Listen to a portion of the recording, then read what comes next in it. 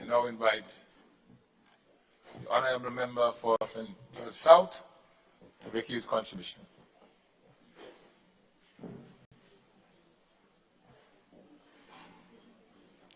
Mr. Speaker, I stand in support of the estimates of revenue and expenditure for 2024 as presented by our Minister of Finance, the Honourable Dennis Cornwall. Mr. Speaker, let me start by saying that he did a wonderful job.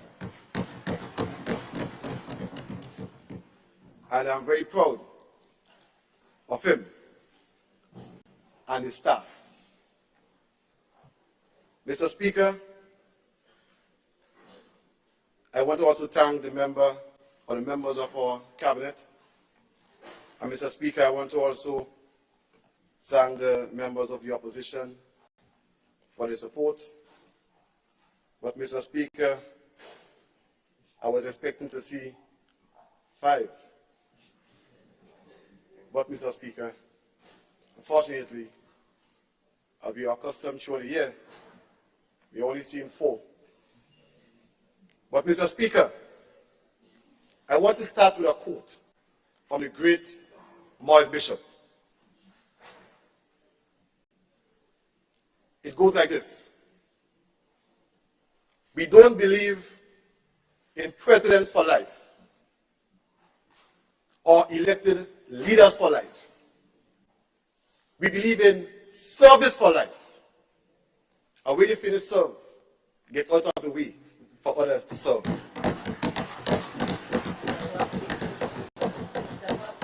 Mr. Speaker, I know Peter will agree with me.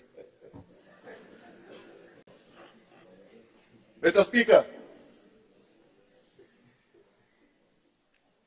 the people of the Great South, we want to thank the Prime Minister, the Cabinet of Grenada, and the ministries, especially Legal Affairs, for fixing the mess that we had when it comes to the Kawanabe issue. Mr. Speaker, we also welcome the fact that Cameron Park will not be taken away from us. But we will not be getting liver also to add to the Cameron Park. Mr. Speaker, to the people of the Great South, I salute you. I honor you. I renew my commitment to you. Without you, I would not be standing here today.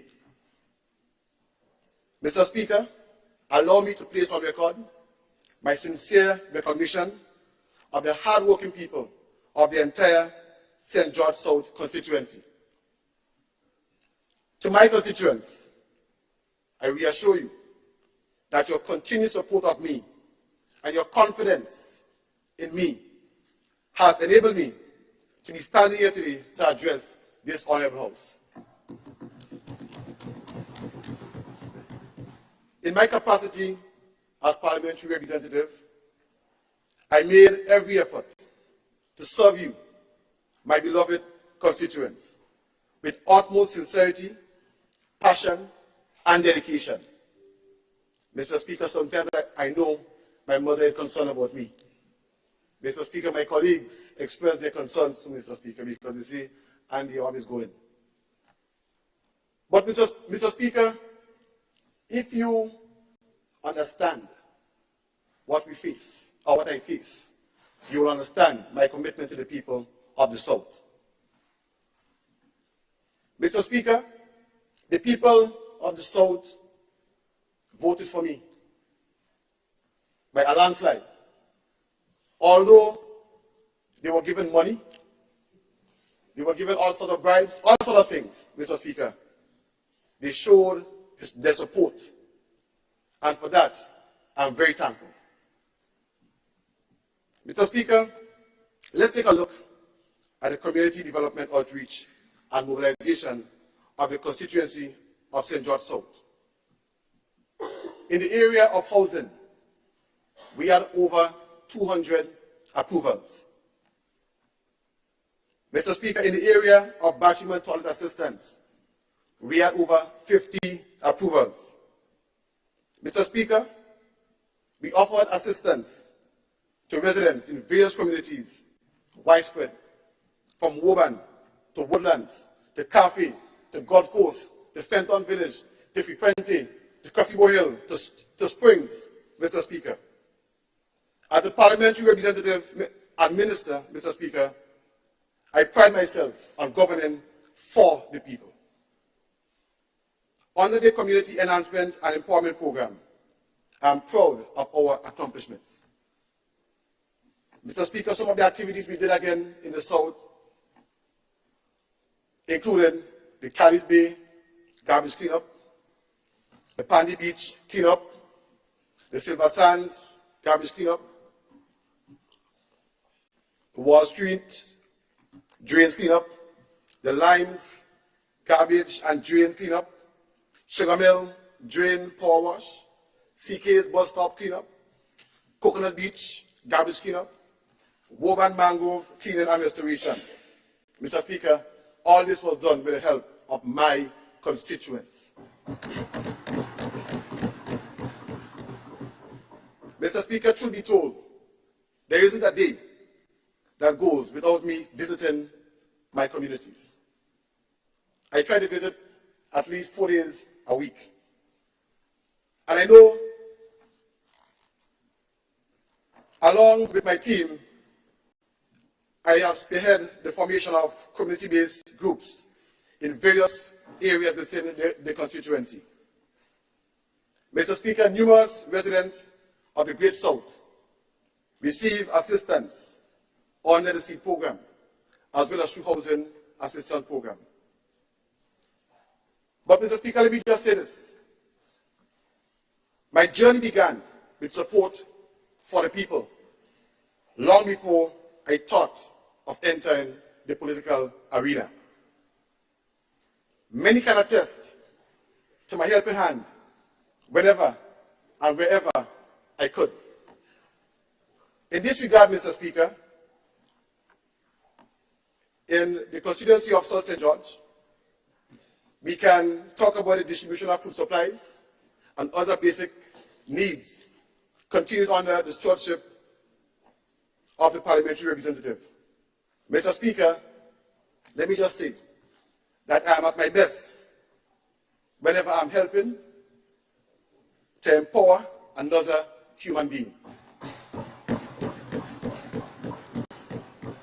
This is where I get my fulfillment, Mr. Speaker. As part of the constituency outreach, I have participated alongside numerous groups and individuals in reviving the community spirit and fostering a collaborative partnership for development. This included working with the businesses and church communities within my constituency, such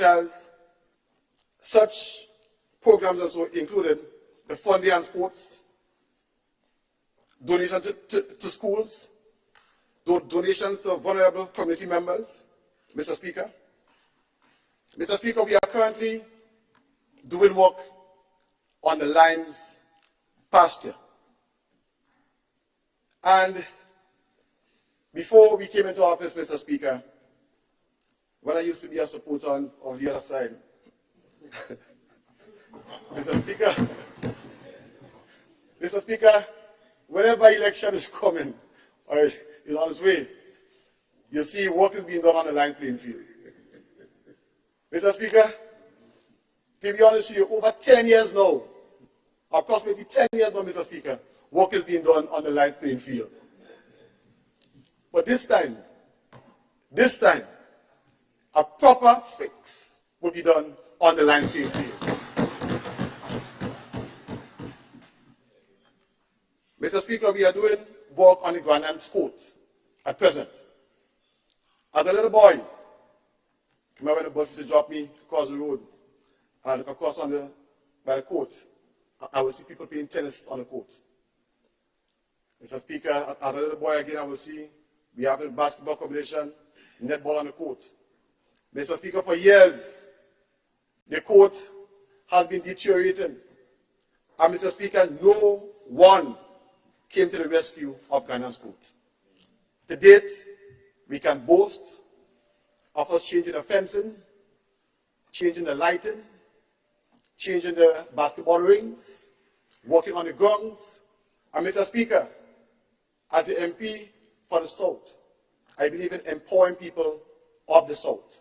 So what we did not go to procure some of these items abroad. We got people, and I'm talking about youths in the South, to actually make some of these things that will be used on the basketball court. Mr. Speaker, for years, we have seen Montrouge pasture, a pasture where you have intersector football and cricket every year. Mr. Speaker, people have been asking for the pasture to be lit. And Mr. Speaker, I'm proud to say, through the help of the Minister of Sports, that the infrastructure, everything is set up for the lighting of the field. And we expect to light the field on the 15th of December, 2023.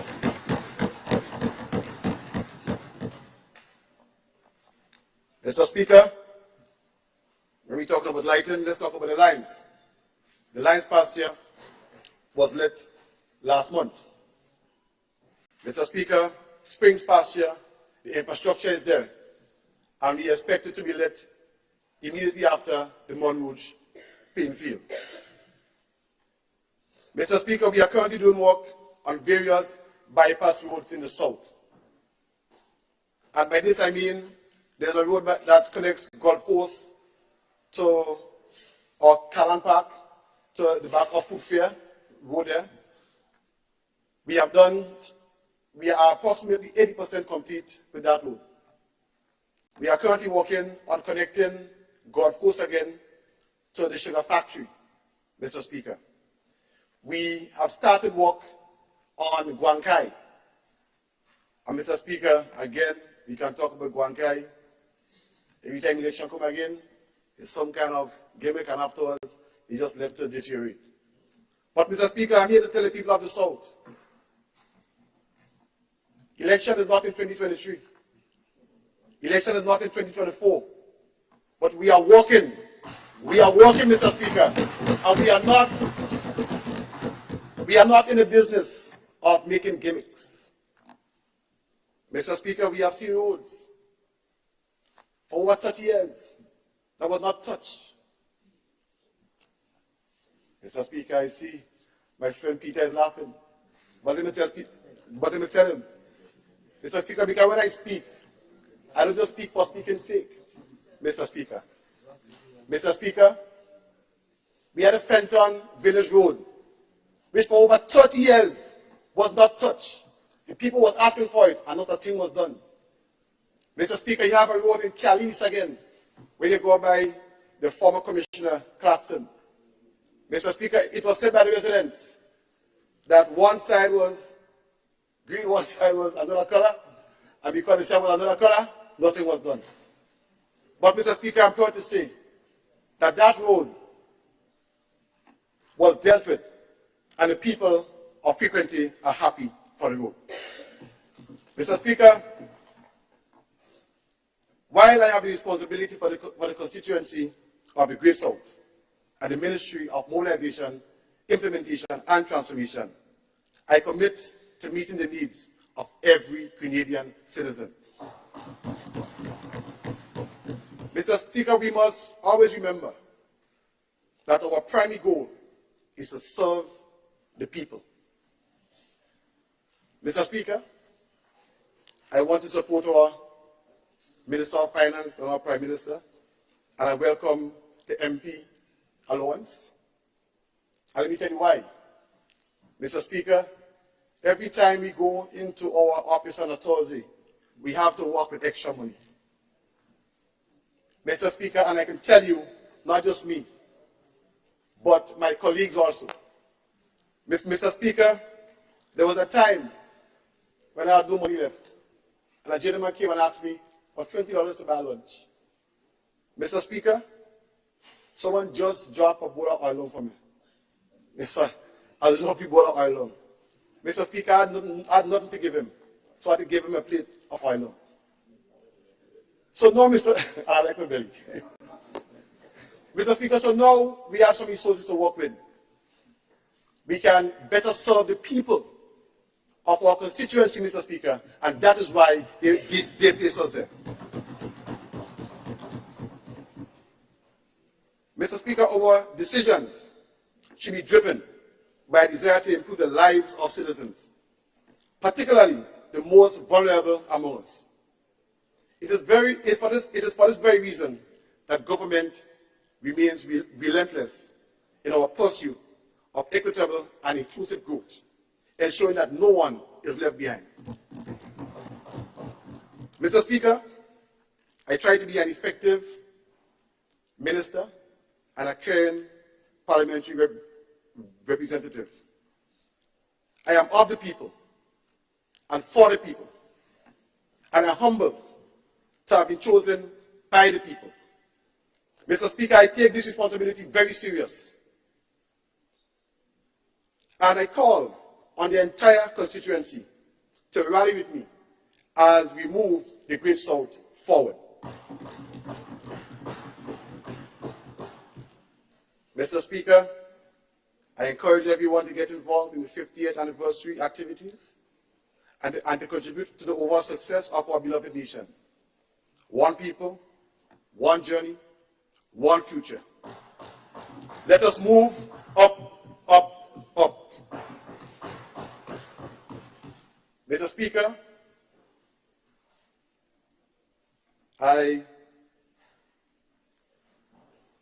please permit me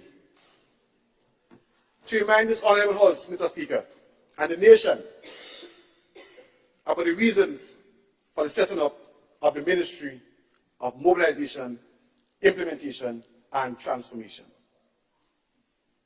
Permit me also to take liberty to thank the people of Grenada, Carriacou, and Petite Martinique for electing this NDC administration to govern this country, in keeping with our manifesto promises. Mr. Speaker, in plain and simple terms, my ministry, MIT, was established to speed up and bring greater efficiency to project implementation.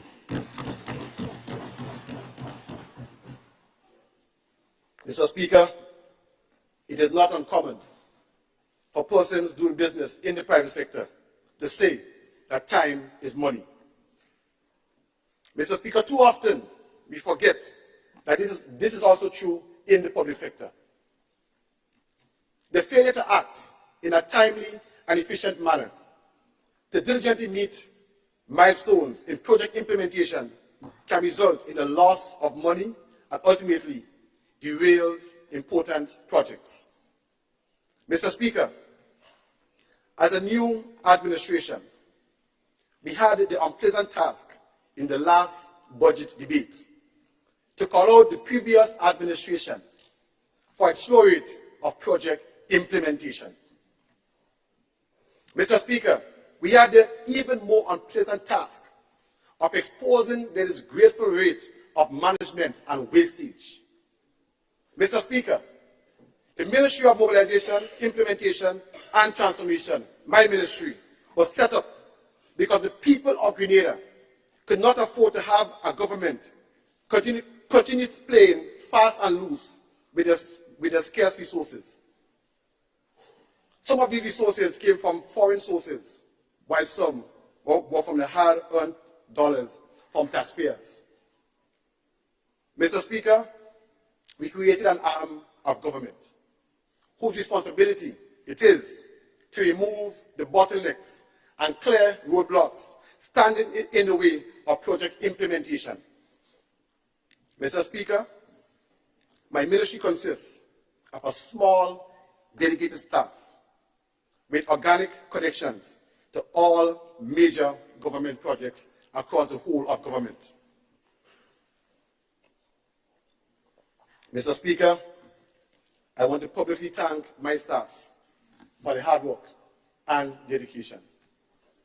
Sometimes I'm at the forefront and you see Andy, but Mr. Speaker, I have a hard-working staff behind me, both in the parliamentary office and at the ministry.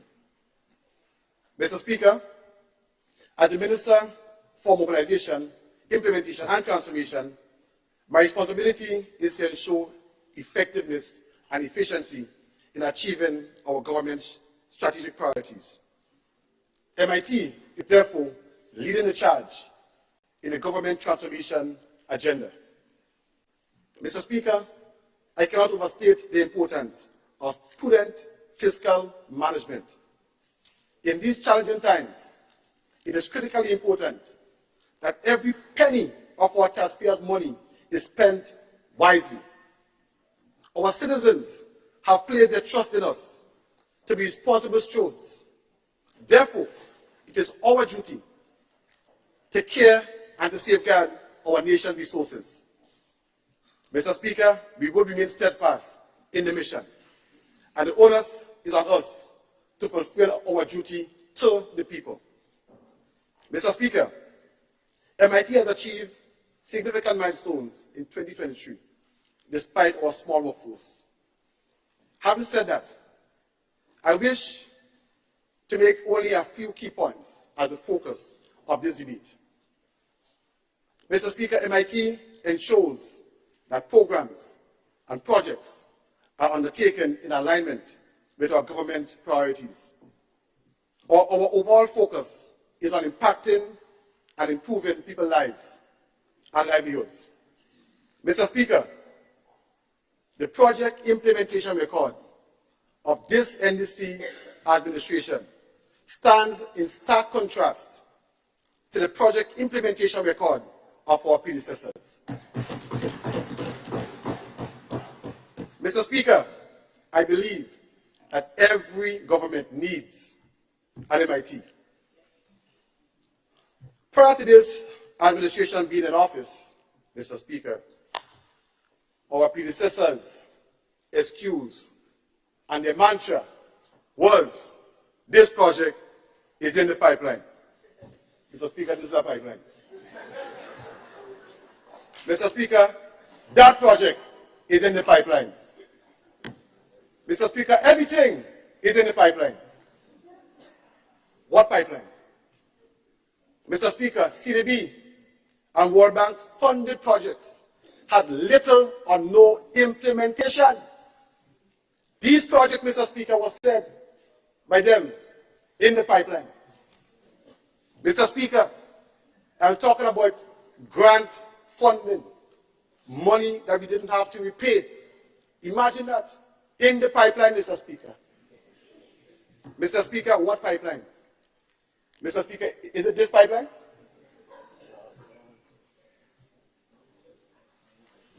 Mr. Speaker, we almost lost funding for some of these infrastructure projects. Case in point, take the UK Safe grant funding. Imagine, Mr. Speaker, the sum of approximately $80 million was given to Grenada to roll out the Western Main Road Corridor Project and the Southern Water Expansion Project. Mr. Speaker, and the leader of the opposition have the belly to blame us for losing the money. Mr. Speaker, in 2015, Dave Cameron visited Grenada. In 2016, the $80 million was made available to us. Mr. Speaker, let's look at the logic. If you give me $80 million in 2016, and in 2022 you take it back, how much money you spend in 6 months' time? Sorry, in 6 years' time? The answer is nothing. Nothing was spent. Mr. Speaker, after 6 years, the project for that funding could not make it on the pipeline, unfortunately. Mr. Speaker, the funding walked out the door, or it got blocked in the pipeline. But Mr. Speaker, let me just say this. Because they like to call us inexperienced, and they like to call us children. Well, Mr. Speaker, the team of inexperienced children had to renegotiate with the funders to get back the majority of the funding for the choked project, UKSIF.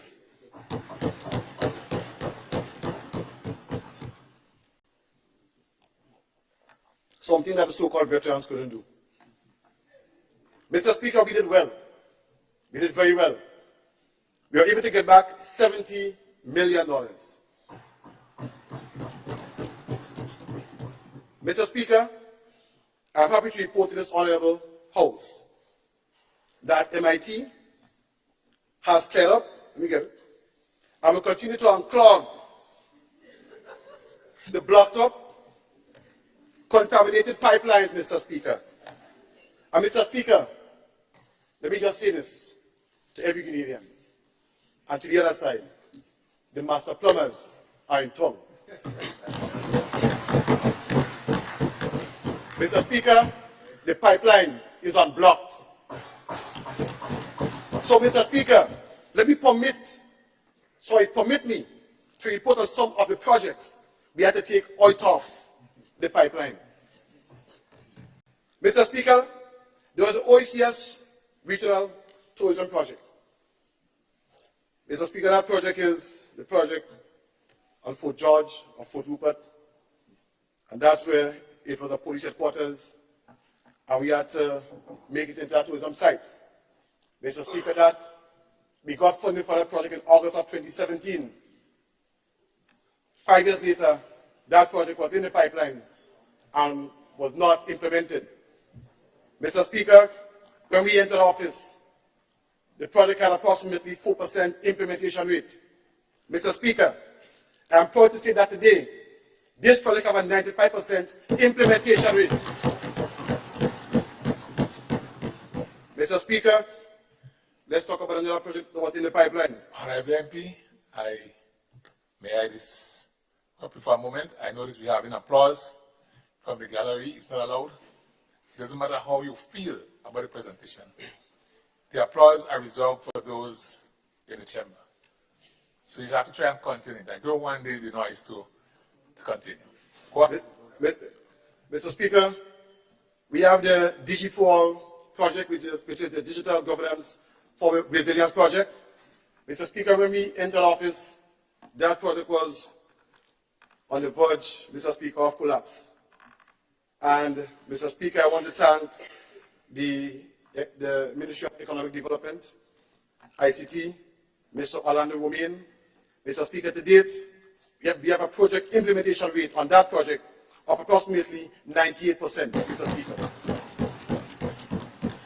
Mr. Speaker, we have the G-Cruise project, Climate Resilient Water Sector in Grenada project. Mr. Speaker, that project again was in the red. That again, Mr. Speaker, was in the pipeline. But Mr. Speaker, I want to thank again Mr. Bagwan and the Ministry of Economic Development for their hard work and dedication, Mr. Speaker. And today, we have a project implementation rate of approximately 95%. Mr. Speaker, we have a solar PV farm project in Carriacou since 2018, Mr. Speaker. Mr. Speaker, that project is we're talking about renewable energy on the island, Mr. Speaker, of Carriacou. Since 2018, nothing was done, Mr. Speaker. And today, we have a project implementation rate of approximately 100%.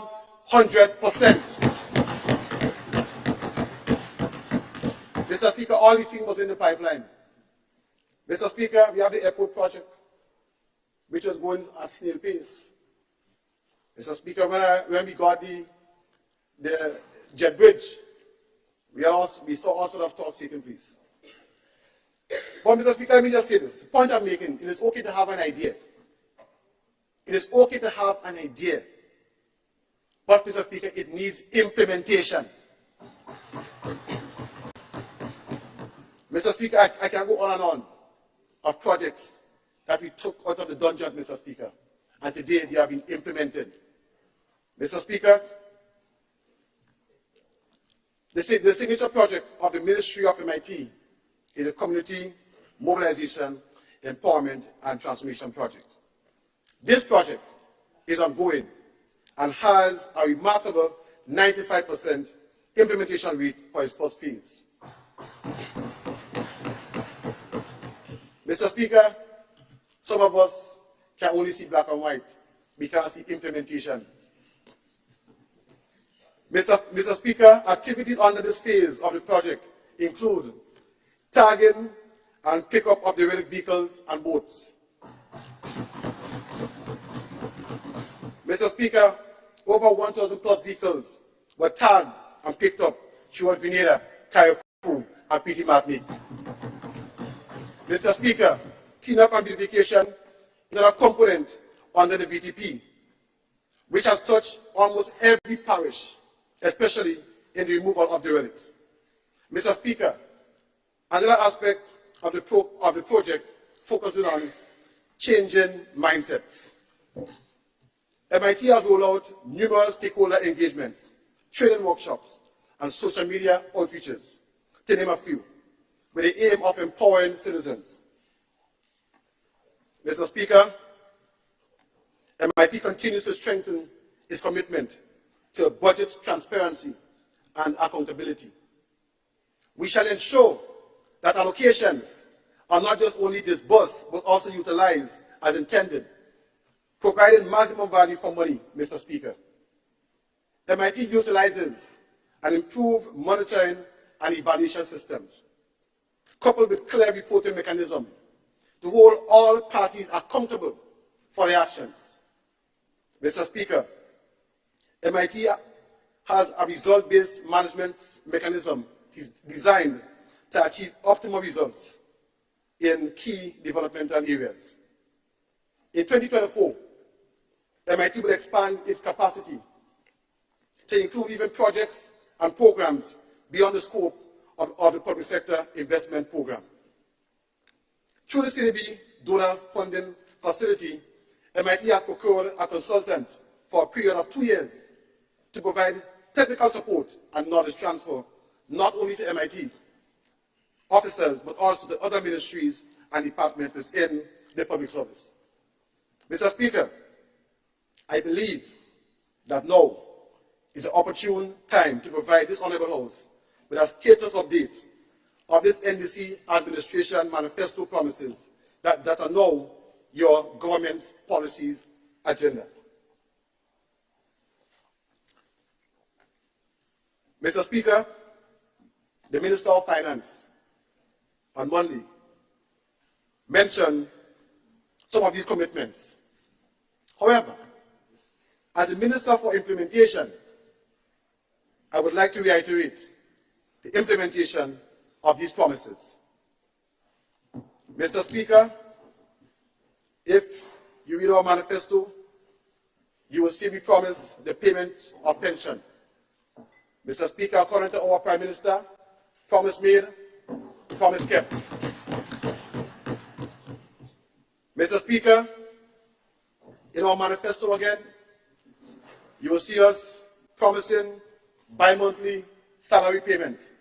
Promise made, promise kept. Mr. Speaker, in our manifesto, we spoke about free education up to TAMCC and Euro. Promise made, promise kept. Mr. Speaker, we spoke about launching a spice replanting program, thanks to the Minister of Agriculture. Promise made, promise kept. Mr. Speaker, we spoke about the introduction of local government. Promise made, promise kept. Mr. Speaker, we talk about establishing a creative economy. Thanks to Mr. Orlando Romain and the Ministry of Economic Development. Promise made, promise kept. Mr. Speaker, we spoke about enhancing social safety nets. And Mr. Speaker, when we do that, we're not just giving a campaign gimmick, where we're saying one thing, but on the budget, we do another. And Mr. Speaker, I will let Mr. Gloria Thomas expand on that in her presentation. But again, promise made, promise kept, Mr. Speaker. Mr. Speaker, from the manifesto promises, we are only in office 1.5 years. Only 1.5. but we have already completed approximately 65% of our promises, Mr. Speaker.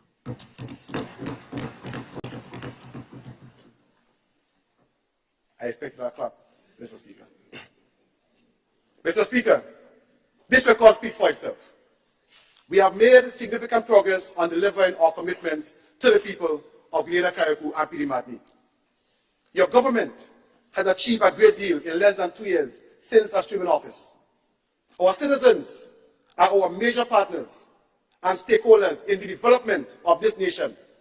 MIT, therefore, remains committed to active engagement of our citizens through consultation. Your expertise and perspective have enriched our decision-making processes and ensure that our priorities reflect the people's diverse needs and aspirations. Mr. Speaker, I conclude this debate with an open mind, a deep sense of responsibility, and a steadfast commitment to ensure that the mobilization pipeline, that the implementation pipeline, and that the transformation pipeline remains unblocked. Mr. Speaker, I thank you.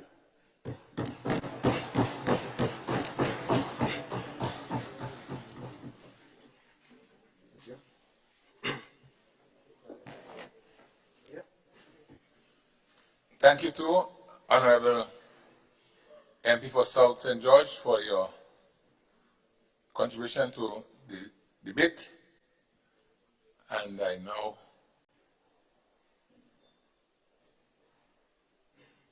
invite the Honorable Kevin Andrew.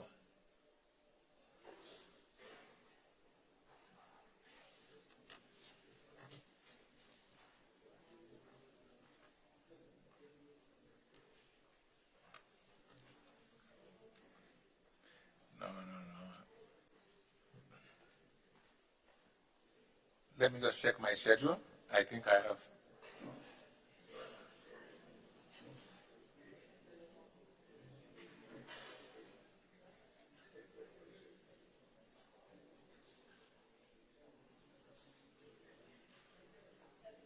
Stephen.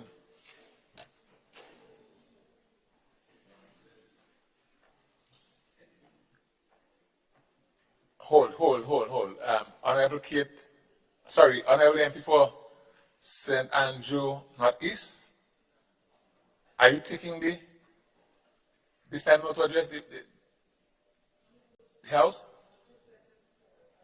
No, it's Honorable, for my information, it's Honorable Kevin Andrew.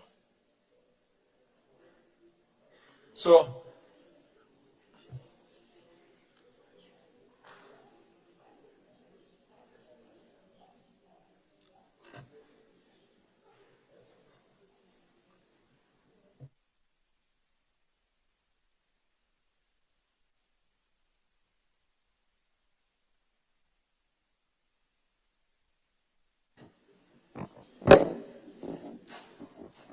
thank you very much, Mr. Speaker.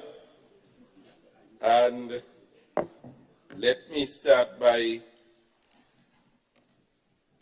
congratulating the Minister for Finance and the team at the Ministry of Finance for an excellent job on Budget 2024.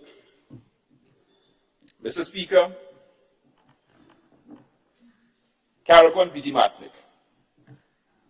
You know, my presentation will be a bit short because, you know, if I talk about the constituency, I'm talking about the ministry.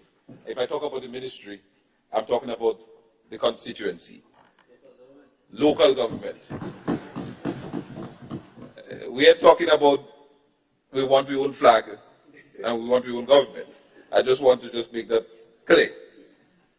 But Mr. Speaker, before I begin my presentation, I would like to express my deepest appreciation to the people of Carriacou and Petite Martinique who continues to show their support and confidence in me, and thank them for their continued commitment in working along with me and this administration so that we can take Petite Martinique and Carriacou, and by extension Grenada, to higher heights. I want to acknowledge my parliamentary staff and the team that came down, that braved the weather. They came from overseas, Mr. Speaker, to be here. So my staff at the parliamentary office, my staff at the ministry, I'm not sure if my permanent secretary is here, but the staff, right, the staff is here. So, Mr. Speaker, I also want to acknowledge the business community of Carriacou and Petite Martinique for their continued support and assistance towards the development of Carriacou and Petite Martinique. And let me start off by thanking citizen Trevor Kent and citizen Leo Joseph.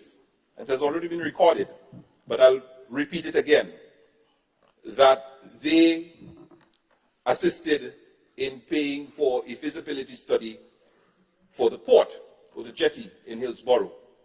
Many of you may or may not know, Hillsborough was the main port of entry for Carriacou, and for some strange reason, the former administration made the decision to move the port operations from Hillsborough and into Tyrrell Bay, Harveyville.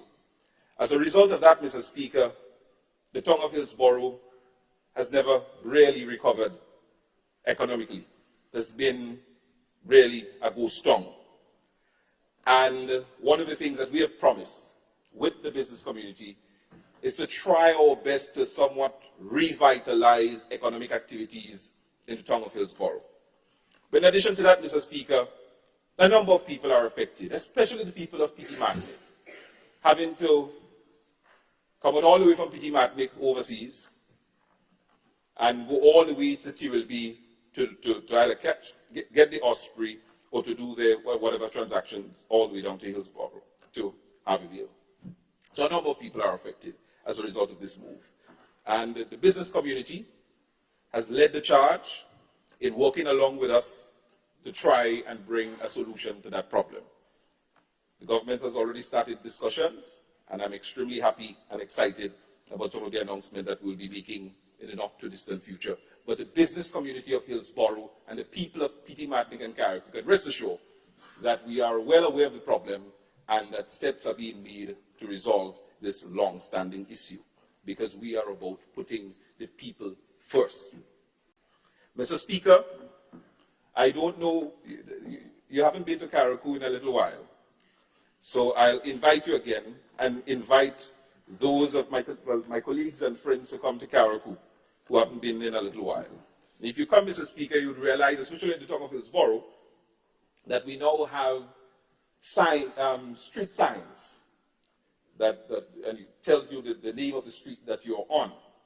And this initiative was a brainchild of citizen Valerie Thompson and businessman Kim Mills.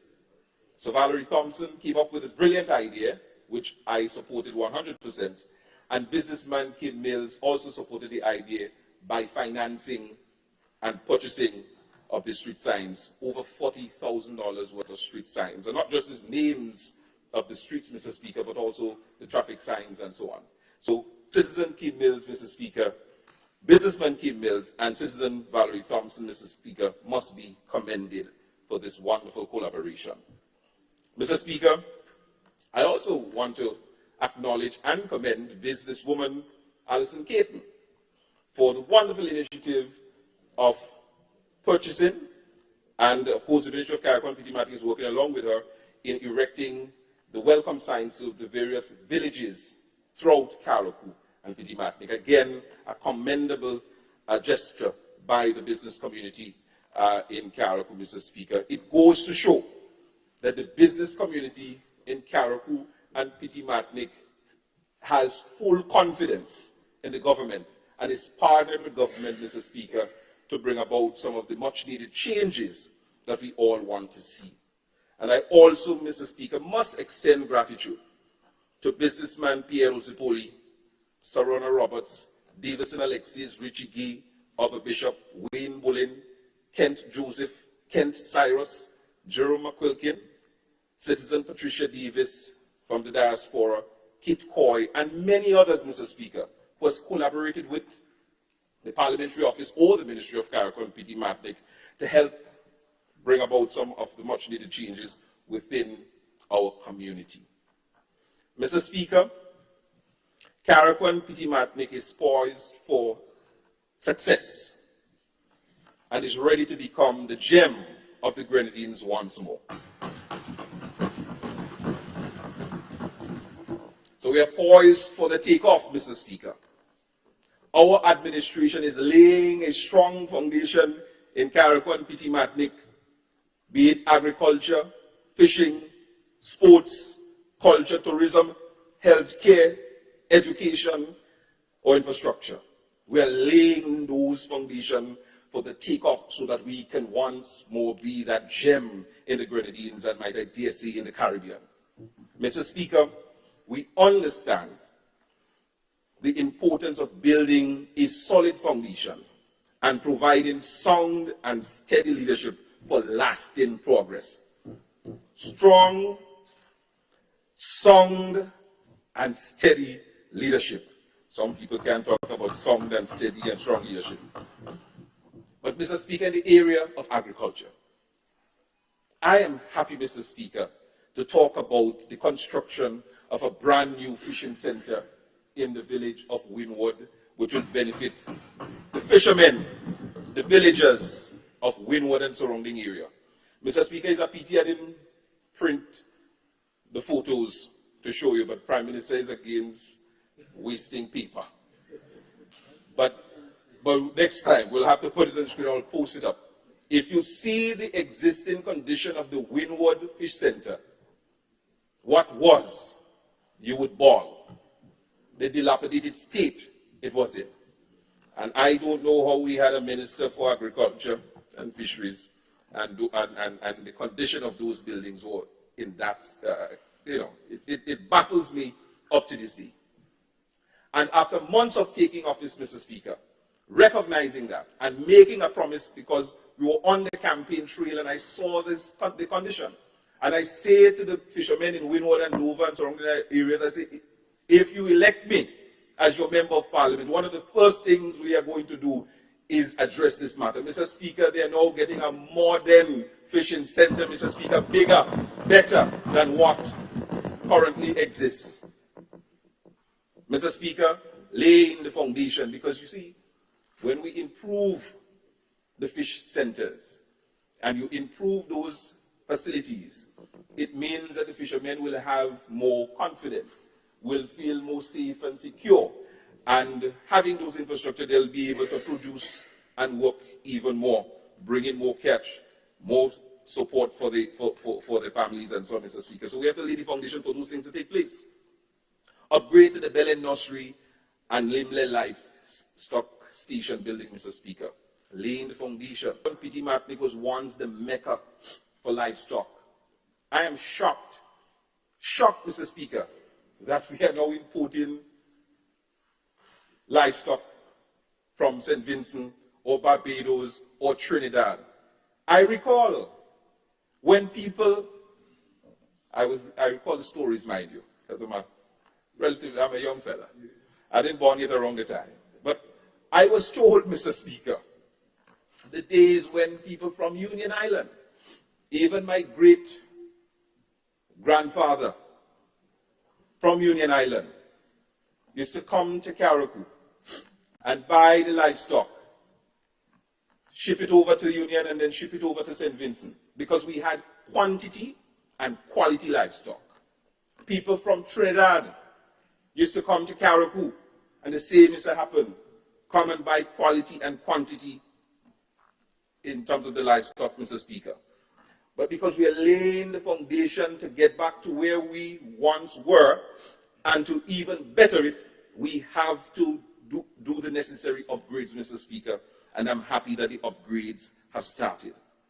Mr. Speaker, training our farmers and fisher folks in different areas such as soilage production, fish pot construction, sustainable animal husbandry.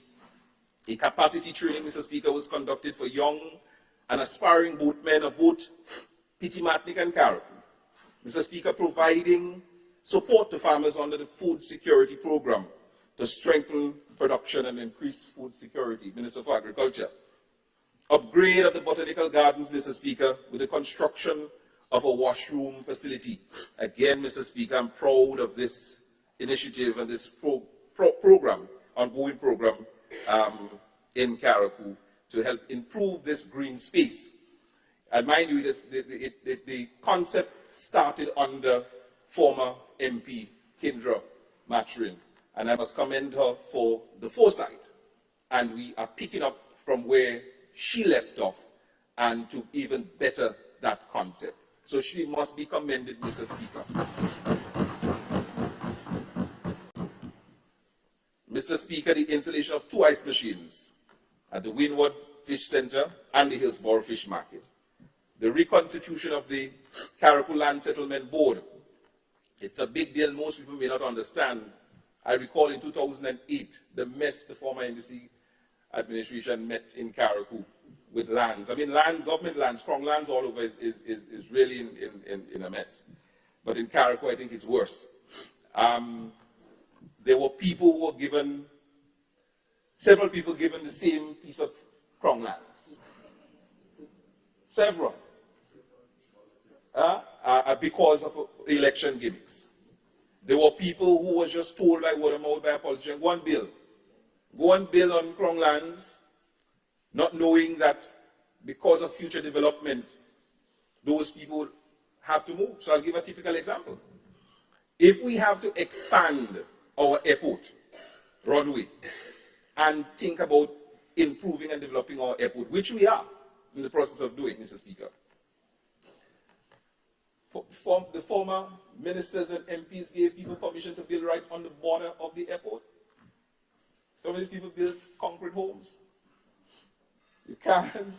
So if you have to think about the expansion, you have to be thinking about relocation. And I'm saying several studies that was done before, and the expert warned the MPs and ministers before, don't issue or give permission to build land houses in those areas. They didn't pay attention to the experts or the surveys, and they encouraged people to go build. And today, of course, we would have to clean those mess up, Mr. Speaker, because we have to think futuristic. So the Land Settlement Development Board was reconstituted to help us with those matters, Mr. Speaker. They did an excellent job in the 2008 era, and of course they'll help us with dealing with some of the issues that we now face with. Mr. Speaker, the reintroduction of animal health services and the provision of a veterinarian officer or veterinarian office. Mr. Speaker, again, laying the foundation, taking into consideration that we want to get back to the era of where we had quality livestock. We can't have it if we don't lay those foundations. So certainly, not having a veterinarian within the Ministry of Agriculture to help provide support to our farmers, our livestock farmers, and even our own farm proved to be futile. And as a result of that, coming in, recognizing the importance of where we want to take livestock, the livestock industry in Carriacou, we decided to hire a full-time veterinarian, Mr. Speaker. And for that, I'm extremely happy, Mr. Speaker. So to the Ministry of Agriculture, the Permanent Secretary, the Minister of Agriculture, thank you very much for supporting Carriacou and Petite Martinique. We really appreciate it, and we expect even more come 2023. And I'm happy that the budget for 2024, and I'm happy that the budget for agriculture for Carriacou and Petite Martinique has also increased. So thank you, Minister for Finance, for that. In the area of sports, Mr. Speaker, I'm happy to announce.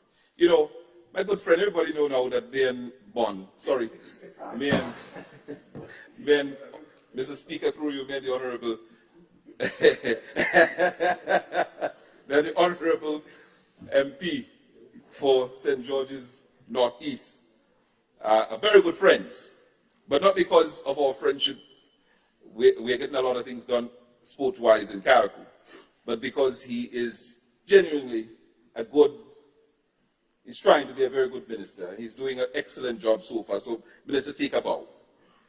So the upgrade to the Dover playing field. Mr. Speaker, let me tell you something. The Dover playing field has been in a dilapidated state for a number of years. There's a school, the Dover Government School, that is nearby to the playing field. Back in the days, the school had the sporting activities at the playing field. For a number of years, it couldn't because of the dilapidated state it was in. Mr. Speaker, upon assuming office, we started the process of upgrading the Dover playing field. And the intention, Mr. Speaker, is to light it up, put necessary bleachers, and to continue to improve the facilities as we go along. So I'm extremely happy with that. In addition to the upgrade, we're fencing it, Mr. Speaker. We improved the cricket turf on the playing field there. Mr. Speaker, the Mount Pleasant playing field. It's another playing field. The present location of it, the lands were there, but it was not a playing field. So we're now transforming it into a playing field. And if you go there now, for those of you who haven't gone to Mount Pleasant in Carriacou, for those of you in Carriacou who have not gone to Mount Pleasant recently, you should take a drive up to Mount Pleasant and you would see the transformation taking place on that piece of land that we are turning into a playing field, Mr. Speaker. So I'm very proud of that. The people of Mount Pleasant has always been good to the NDC, and I know that they are extremely happy for that. Not just the children of the school that will benefit, but the entire community. Mr. Speaker, there are several things that we've done in the ministry in sports related in Carriacou, but I thought it was important for me to also recognize the students that we are supporting as a ministry, as a parliamentary office, that are studying in Jamaica. They have sports scholarships. But special recognition must be given to Mr. Trevor McIntosh and the Carriacou and P.T. Matnick Wellness Foundation for sourcing those scholarships. And of course, as a ministry, as a government, we are also supporting the students so that they can go there, do their best, and come back to help us improve our sporting industry. Because as the Prime Minister said, it's a multi-billion-dollar industry. There's a lot of potential there, and we have to see how we could find different career paths and options for young people. Mr. Speaker, in the area of culture and tourism, now you would see what the Prime Minister, mentioning all the ministries, you have all the ministries in Carriacou. That's how Carriacou is. There's a branch of every ministry in Carriacou. I'm going to get to local government in a while. Mr. Speaker, I'm happy that in the area of culture, we have started the process of revitalizing steel pan music. And special commendation must be given to Ms. Georgina Ray, our youth coordinator, and Chantel Dixon Benjamin, a youth officer, who have taken up the charge to help us with the revitalizing of steel pan. Mr. Speaker, my great-granduncle, Mr. Tyrrell Frank, from Carriacou, from Monva, a village called Belmont, but it's a little place called Monva. He then resided in Abbeville. He brought steel pan from Trinidad to Carriacou. And almost every village in Carriacou had a steel band. Had a steel band group. Mr. Speaker, fast forward to today, there's no village on the island that has steel pan. So recognizing that we once had steel band groups in every village, we've decided that we are going to work along with those individuals to help us to revitalize it. And so far, Mr. Speaker, it is going wonderful. And I think we must be commended for that. Also, the Ministry of Youth has assisted us in some ways to help us with the revitalization. So thank you again, Minister for Youth and Culture, for that, for the support. Mr. Speaker, teaching of string band music, as everybody knows, when you come to Carriacou, you look forward to the sweet sound of string band music. Of course, Mr. Speaker, the tradition is dying because the support is not there. I'm happy, Mr. Speaker, to announce that the Ministry of Carriacou and P.T. Matnick and the Greater Lotteries Authority has partnered together to try our best to revitalize string band music in our schools. So we are working with the community and with the school, with the youngsters in the community to help teach them string band music so that the culture remain alive and well, Mr. Speaker. Mr. Speaker, more support has been given to our festivals. And I want to say this, Mr. Speaker, because this is, I see the Minister for Youth laughing, I know why he's laughing. More support and increase for festivals in Carriacou. I make no apology saying this. This is the first administration that has demonstrated its commitment, not only by words, but by action, has demonstrated that we are going to put our money where our mouth is to give the necessary subventions to our cultural heritage and festivals in Carriacou and Piti-Mati. All festivals on the island got an increase in subventions. All, Mr. Speaker. Because why? We understand the impact of the festivals and traditions. We understand it. And as a result of that, we are investing more and more in our culture and our heritage and in our people. The only administration that has done such, I want to put it on record, Mr. Speaker. The record is clear when it comes to that. And if anybody else have another narrative, well, we'll have a conversation after. I know my good friend from St. Mark's, Mr. Speaker, likes to talk about Carriacou and Piti-Mati, so I'm waiting with bated breath, waiting to hear what she has to say, Mr. Speaker. Mr. Speaker, you know, when I got the news, I recall, Mr. Speaker, we were called into a consultation, and we were talking about all the things that the Board of Tourism is doing in Grenada. And a discussion came up, and I said, what about Carriacou? We want X, Y, and Z. And my colleagues, Mr. Speaker, will tell you that sometimes, I mean, this is something I could be a little bit dictative, but I'm very aggressive, and it's just by nature that I want what I want for Carriacou and Piti-Mati. So in this consultation, they were talking about all the things that's been done for Grenada and so on. I said, well, we need something for Carriacou. And I pressed, but the good thing is that the chairman, the managers, the management, and staff of the Greater Tourism Authority, GT, well trained. Well, I mean, we trained the chairman. I think the Minister of Finance was saying that there was a training for chairman, so the chairman was well trained because of our initiative. And we selected the chairman. I just want to mention that. And the Prime Minister taught the chairman in school too. So he was well trained.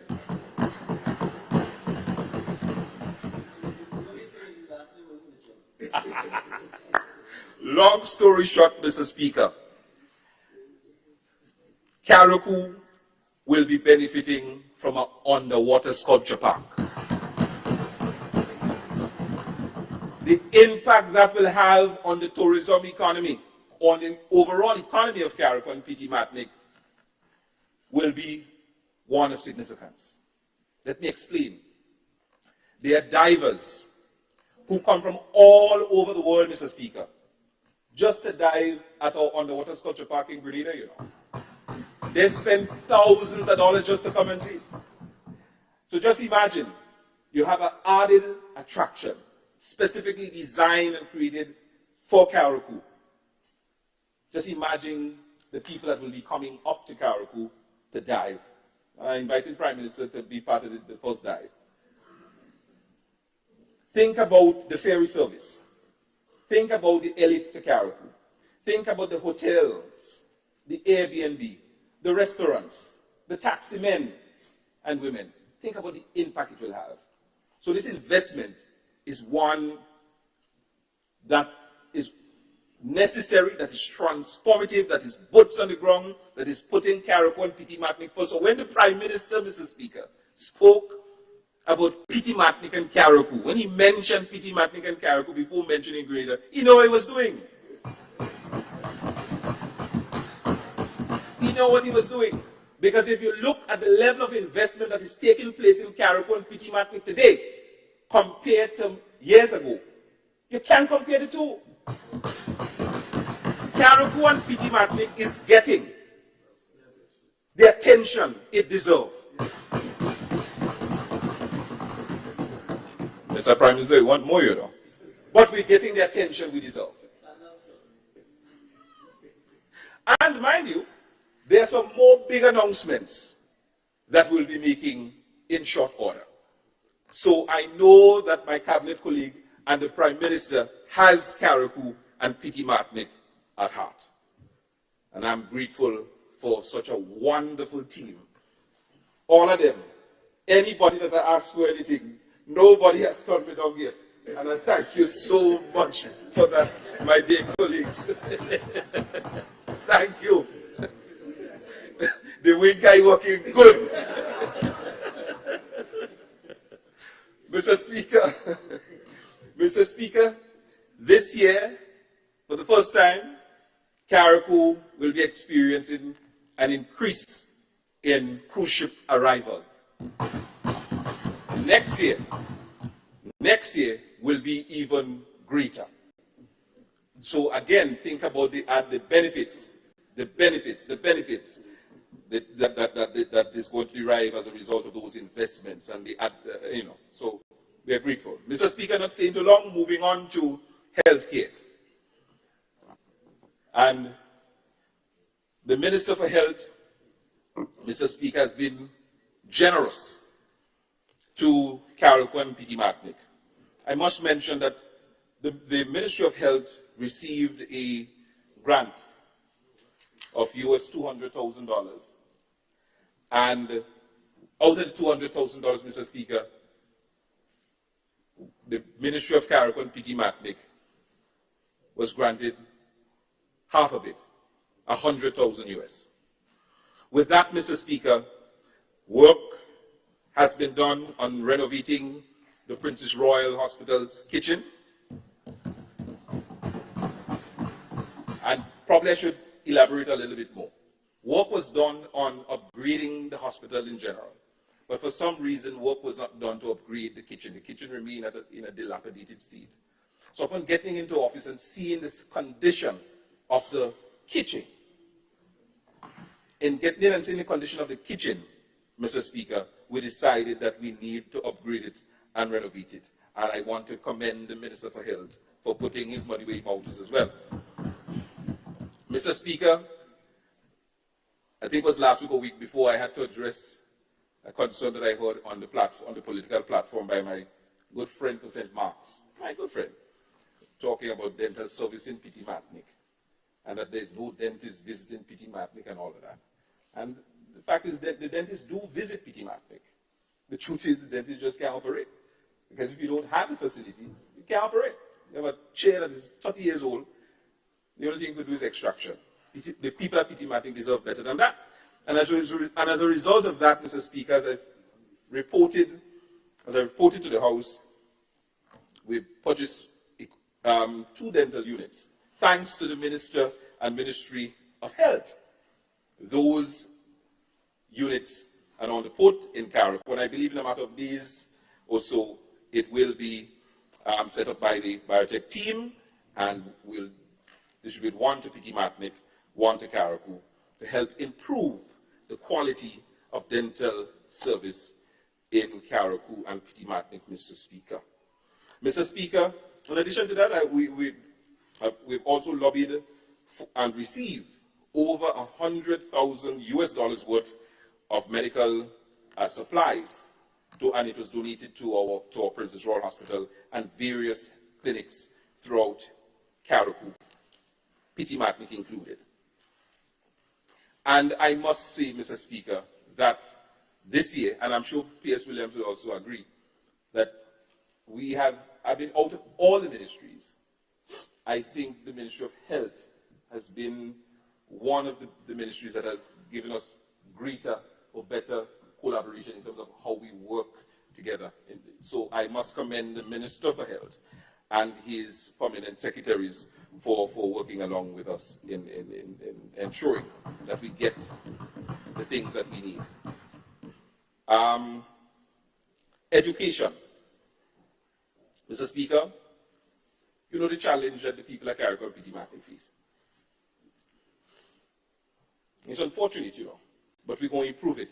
We're a year and a half old, so we can't do everything once. I appreciate that. But with time, we're going to improve it. It's unfortunate that our T.A. Marshall Community College campus is limited in what we offer. It's unfortunate. And as a result of that, a number of the students, because of the limited areas that have been offered at the campus in Carriacou, have to come down to Grenada. As a result of that, they have to find accommodation, the food, the added expense compared to that of a child from Grenada. So when I come here, or I come in cabinet, or I go anywhere, and I agitate and advocate for Carriacou and Petite Martinique, understand the reason for the agitation and the aggression and the passion is because we are different. And what we face, you don't face. And you would not understand it because you don't go through what we go through. So the parents have to put out a lot of money to get their children to Grenada. They don't only have to think about the transportation, but the accommodation and everything that goes with it. The Ministry of Carriacou and Petite Martinique has been supporting a number of students as a result of making it easier for them. And I commend the government, again, we must commend ourselves, and I think the public needs to commend us, with the free tuition, which has assisted a great deal, a number of people from Carriacou, Petite Martinique, and across the Tri-Island State, Mr. Speaker. In addition to that, Mr. Speaker, tying in health with education. Recognizing we don't have the medical experts on the island to deal with some of the things that we want to see. I would like to see a lab in Carriacou so that we no longer send our blood to Grenada via the Osprey or the plane. But we have no lab technicians in Carriacou. So one of the things that we've been doing is trying to advocate to young people to go and study in those areas. And Mr. Speaker, the good thing is that we've managed to find 4 young people who are now on scholarship, thanks to the Ministry of Education and the Ministry of Carriacou and Petite Martinique for out studying.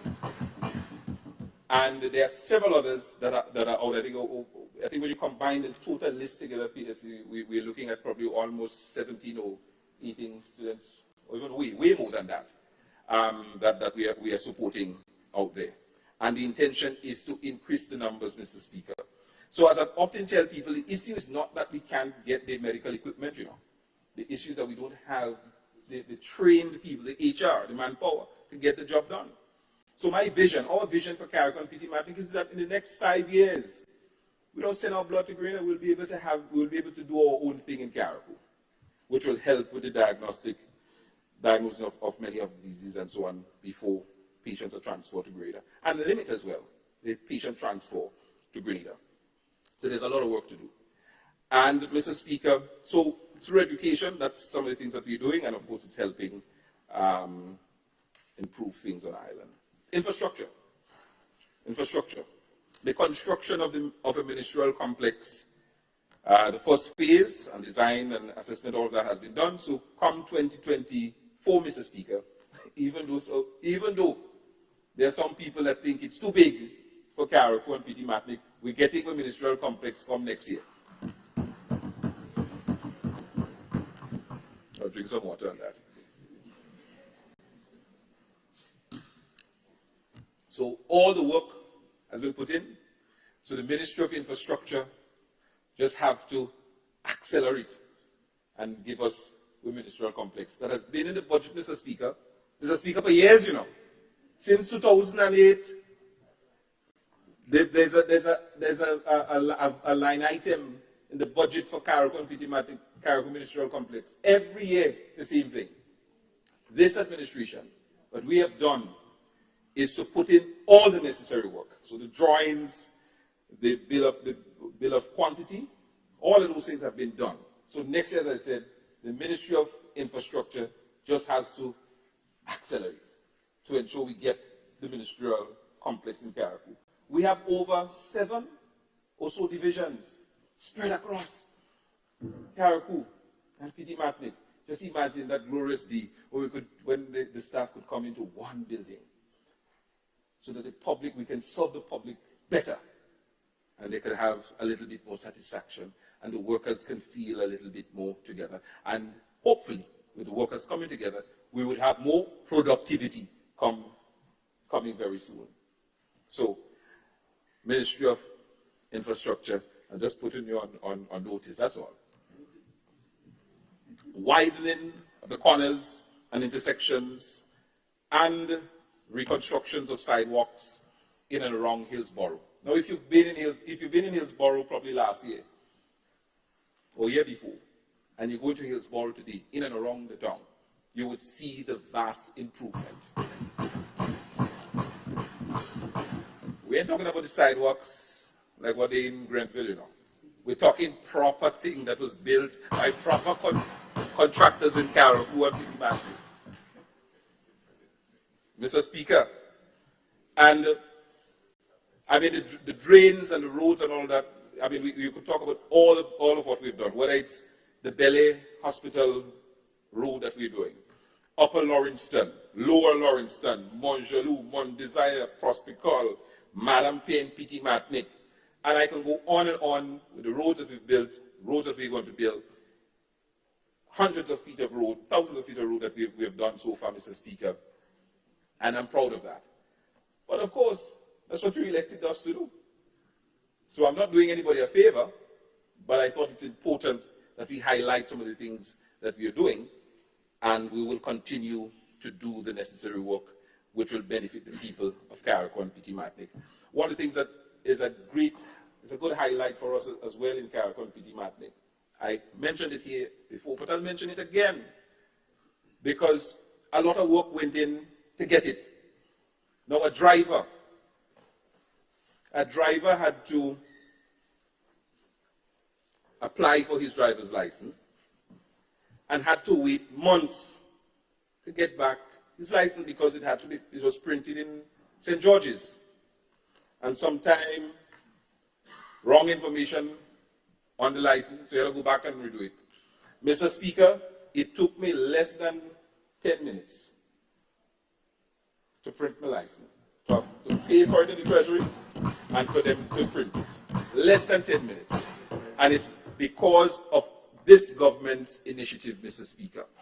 And I want to particularly thank the Minister for Social Development who assisted in making this a reality.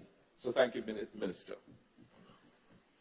And of course, to the Commissioner of Police and to the hardworking men of the Royal Grenadier Police Force. Mr. Speaker, again, for years, the people of Carriacou and Petit Martinique couldn't understand it, and I still can't wrap it over my head, Mr. Speaker. We had to wait for an electrical inspector to come from Grenada, to come and inspect electrical works in Carriacou and Petit Martinique. And the Ministry of Works and setting up them so easy. You know, you have to meet a certain quota before the inspector comes up to Carriacou. So imagine you just build your house, you're ready to go, you're ready to accelerate, you're ready to go and transform things inside there, and you stop because the electrical inspector see you ain't have enough, you ain't meet the quota, so you ain't coming up. Mr. Speaker, those are days gone by. Today we have our very own. So we have to wait on nobody to come out from Grenada to come to Carriacou to check with it. We have it now. And again, I am proud of that. It may sound simple. To you, it may sound simple, it may sound fragile, but to the people of Carriacou and Petit Martinique, it's a big deal. It's a big deal for us, Mr. Speaker. And it's the little things that matters, Mr. Speaker. The little things that matters. So for after how much years? Almost 25 years of representing the people of Carriacou and Petit Martinique, and those basic and simple things were not in place. It goes to show that your interest was never about the people of Carriacou and Petit Martinique, but all about yourself. all about yourself. Because the record is clear, Mr. Speaker.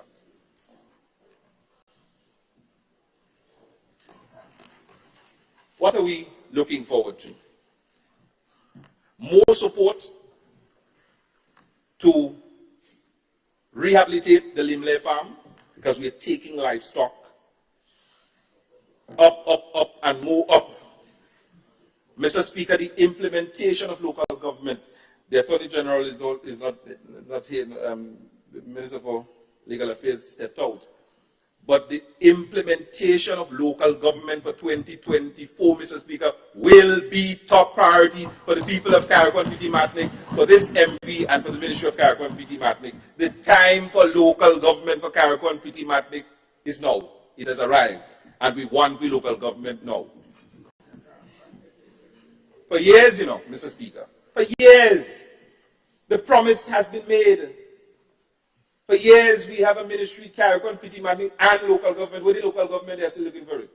We are going to implement local government, and the time for it has arrived. It is now, and it is now or never. We're going to make it happen. We might think about coming and ask for something else. Maybe we might ask for the name to be on the passport soon. But let me work on local government for now. One at a time. Yes, brother. Yes, I hear you. One at a time. One at a time. Local government is most important, because with the local government we are able to have some level of self-governance, and that is what the people of Carriacou and Petite Martinique really deserve and needs, Mr. Speaker. Mr. Speaker, another thing that I'm proud about, and this is the first time the people of Petite Martinique have been given so much support. I mean, the record is clear. But what we're doing for the 2024 budget is building a commune building in Windward, next to the Windward Jetty, so that the people that are coming from Petite Martinique will have an area to shelter the elements. And the people who want to go to Petite Martinique can have a common area where they can also shelter the elements. But now, if the rain comes, you have to go in somebody's yard, you have to go somewhere in the bushes so to go and hide from the elements. Well, we ain't have snow. But we are working to ensure that this happens, and the people of Petite Martinique will certainly benefit from this, Mr. Speaker. Again, putting the people of Carriacou and Petite Martinique first. Mr. Speaker, first for Carriacou and Petite Martinique. Boat building for Carriacou is a big deal. The traditional boat building. And it's something that is slowly dying. And we recognize that. So what we have done, we have budgeted for the first time monies that will go towards preserving boat building, the traditional boat building in Carriacou and Petite Martinique. We intend to revitalize and to lift the boat building, the traditional boat building in Carriacou and Petite Martinique up, so that the next generations to come will know what it's all about. And when we do that, and we make the investments in the traditional boat building industry, Mr. Speaker, just think about it. When you have a major hotel coming, when you have the underwater sculpture park, and when you could preserve your rich traditional heritage and culture, Carriacou will be the Mecca. It is already, but the Mecca of all Mecca of rich cultural heritage. We're preserving it. Anything that we perceive that might die, Mr. Speaker, we are going to preserve it for the next generation and the next generation and the next generations to come, Mr. Speaker. So I'm proud of that. We're going to continue with the rehabilitation of roads for Petite Martinique, continue to give them all the support that we can. Petite Martinique is limited, Mr. Speaker. I want to put this on the record. There's so much you can do in Petite Martinique, because the lands in Pitimatnik, government has no land in Pitimatnik. And it's hardly you can find an individual who own a land in Pitimatnik, because most of the lands, estate lands, are family lands. So it's very difficult to negotiate with any individual because they don't own the land. They have to consult generation upon generation of family members to try and do anything. So land space is one, it's limited. It's difficult because it's family land, estate lands, and so on. So yes, we'll try to see how much more we can do in Pitimatnik as it relates to the developing of the infrastructure and bringing more and more opportunities and benefits to Pitimatnik, but just understand the challenges that we face. But there are also some exciting news to come. We are nearing negotiation, ending negotiation, Mr. Speaker, where we would find the people of Pitimatnik would finally have a teller machine, because presently there's no banking service in Pitimatnik. You know. If you want some monies from the teller, Mr. Speaker, you have to hop the boat and come down to Carriacou to get money. So we are in the process of wrapping up negotiation with one of the financial institutions where we would have a teller machine in Pitimatnik. So I know the people of Pitimatnik will be happy about that. And also wrapping up the negotiation, Mr. Speaker, to see what sort of banking services, limited as it might be, Mr. Speaker, but what sort of banking services could be afforded to the people of Pitimatnik. So there's a lot of discussions and a lot of things that we have in the pipeline, Mr. Speaker, for Pitimatnik. Mr. Speaker, the halls of justice. Yes, can we go to halls of justice too, you know? I know that there's talks, and I see my good friend on the other side saying, well, we have hall of justice in Grea, why we want hall of justice in Carriacou for? Well, we want it. We want it, Mr. Speaker. Mr. Speaker, the present courthouse is located upstairs the Hillsborough Police Station.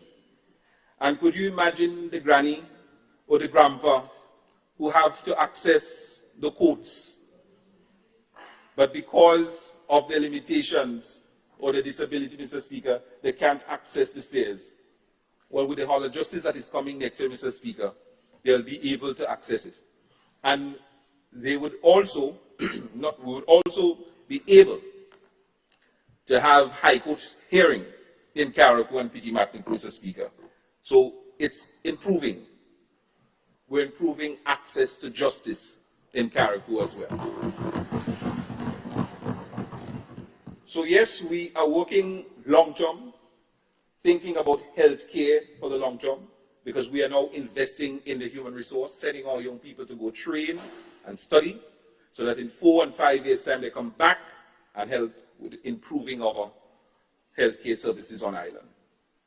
Access to justice, improving our infrastructure, Mr. Speaker, improving the economy through tourism, but not only depending on tourism with the underwater sculpture park and the major hotel that's coming, and the rich tradition, invest in our rich tradition so that more and more people can come and experience it. But, Mr. Speaker, we are also investing in our people. We are also investing in our people. And for that, Mr. Speaker, I'm grateful that this administration continues to demonstrate that it puts Carriacou and Pitimatnik first and foremost. And we don't just talk Carriacou and Pitimatnik, Mr. Speaker, but we demonstrate it.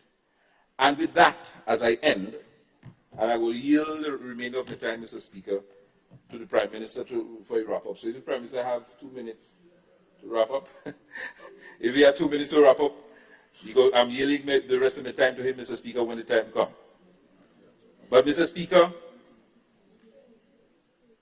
I'm thanking the Prime Minister for his leadership, for his stewardship that he has shown to the nation, but most importantly, Mr. Speaker, to his colleagues.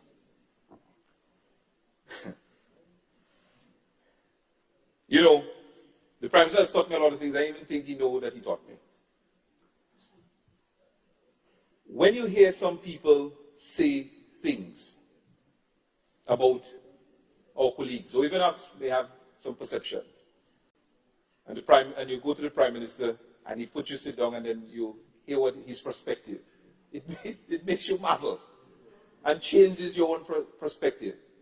And with that leadership and stewardship, Mr. Speaker, it has made this team more united and strong. Because of his leadership. Steady,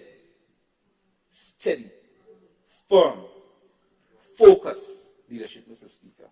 And he like to be praised, but that's okay. But he must be commended. Grenada, P.T. Martin Carriacou is blessed to have such a man as a Prime Minister.